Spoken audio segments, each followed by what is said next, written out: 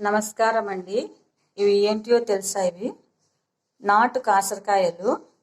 వీటితో ఈరోజు తాలింపు చేస్తున్నా. ముందుగా ఆయిల్ వేడెక్కింది.